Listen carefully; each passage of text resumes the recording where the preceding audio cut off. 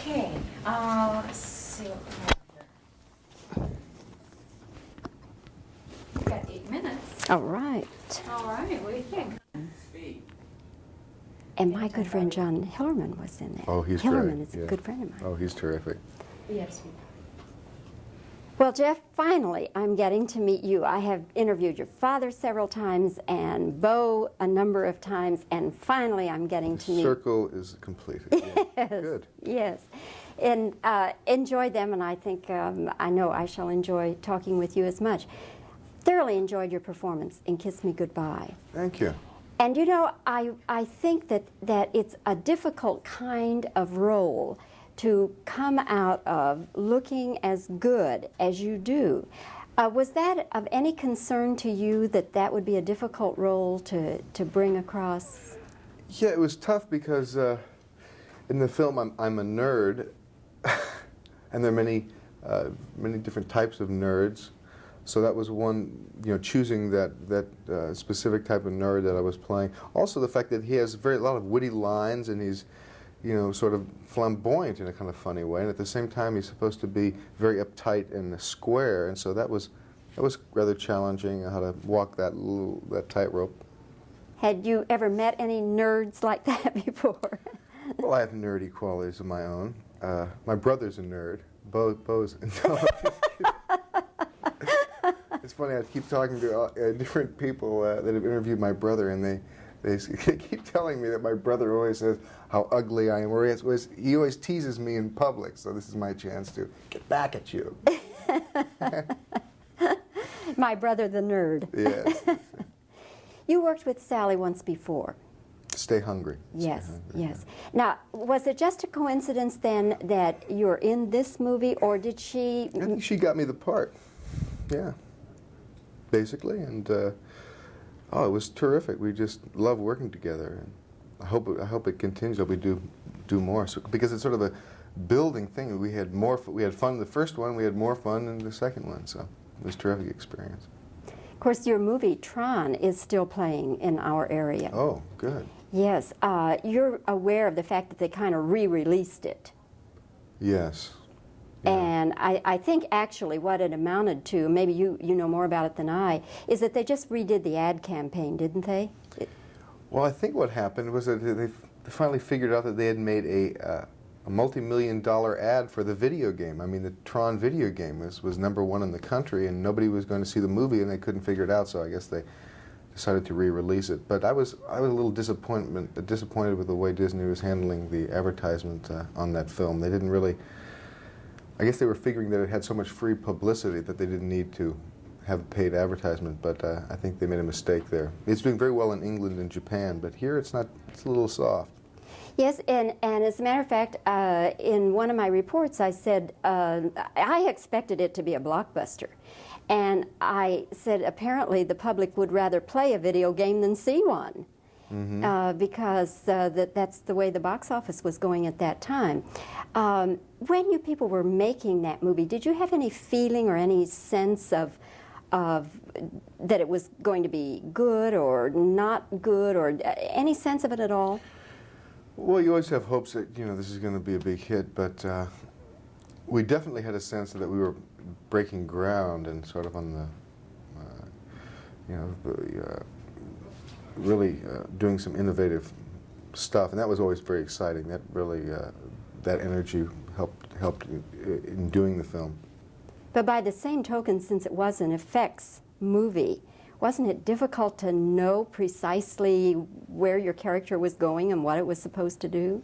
Yeah, I mean, like what world were these people inhabiting? Yeah, that was difficult. We had a couple of things helped in that Mobius and Sid Mead, who did all the art direction in the film, did the storyboards for the film as well, and there were like 6 volumes, and each volume was maybe that thick, of the entire film, and each shot had a drawing, very quick sketch, but those were always available on the set. And that particular day we were shooting, the actors or the director could go up and see what we were going after.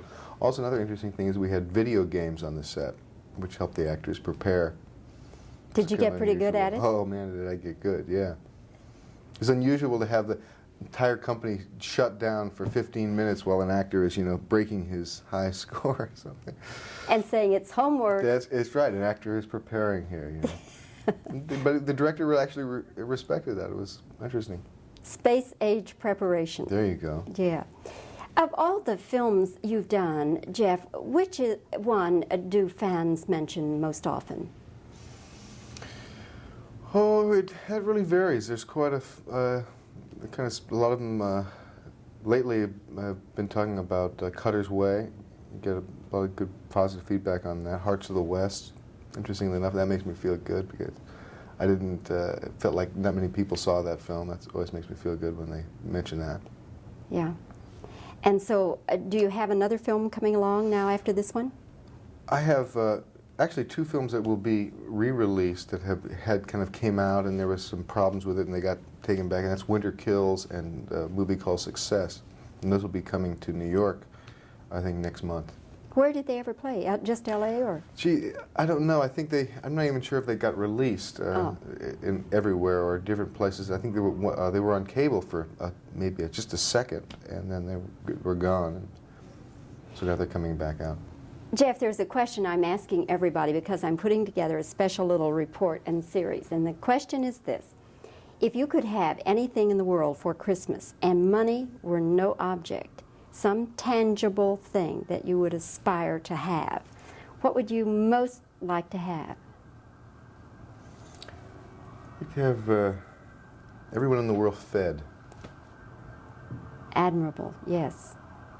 Yes. And for maybe some one thing for yourself? For myself, another healthy child. Do you have one on the way? Yes, I do. Ah. And I have one that's out of the oven, as a matter of fact. Belle, her name is. And she's how old? She's 15 months. And so when is the next baby due? The next baby should be in June. All right. Well, let's hope it is a help. Yeah. Boy this time, I guess? That'd be nice. Yeah. Girl okay. wouldn't be bad either. All right. Jeff, a pleasure getting to know you. And the next time I see your brother, the nerd, You tell him. I'll tell him. Okay. I'll tell him I finally got to talk to the homely Yes, one. that's right. That's his line, not mine. Did he teased you? He teased me on your last time interview, right? I remember. Okay. Nice seeing you, Jeff. Good talking to you. Congratulations on a good performance. Thank you. Very good performance. Thank you. Pause tape. All right. Okay. And speeding tempo. All right. Reactions first.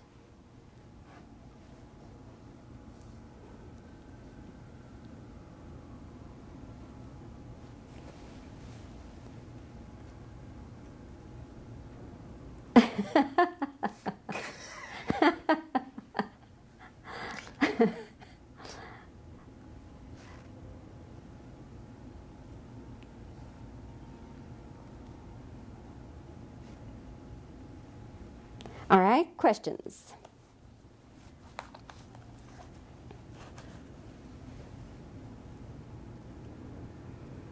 You described this guy as a nerd.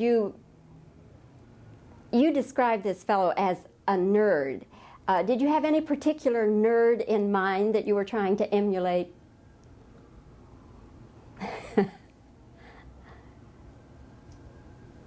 You worked with Sally once before in Stay Hungry. Did that have anything to do with your doing this role?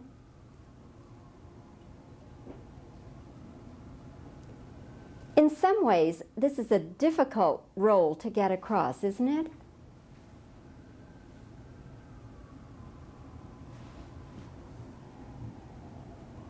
In this re-release of Tron, what have they done different?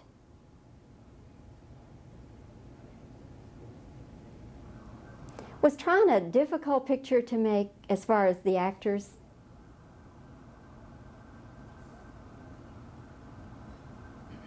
When you were making Tron, did you have some sense that it would be big or soft or any sense at all of how it would go over with the public?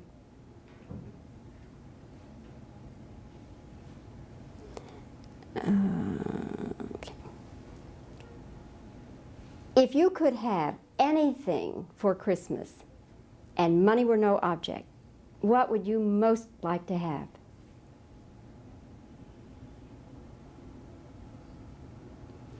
For some gift for yourself,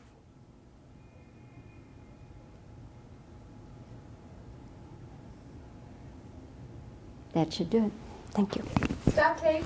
You did that very well. That was some Tron type acting there. You had act to nothing. See, I'm But so you're used used to it. you know, I do it every day. And, Very good. and I don't really need, I talk to space, doorknobs. Yeah?